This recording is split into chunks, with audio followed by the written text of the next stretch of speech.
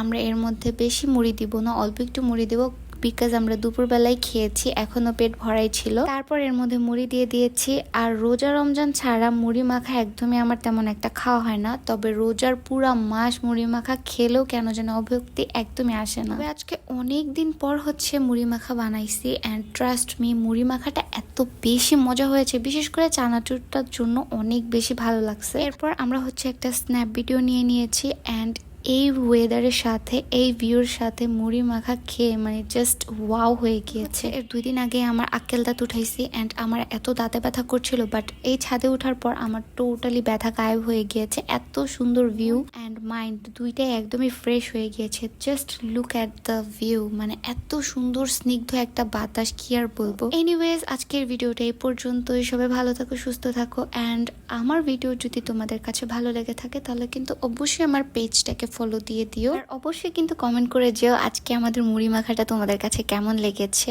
Thank you so much watching this video. সবাই ভালো থাকবেন, আল্লাহ হাফেজ।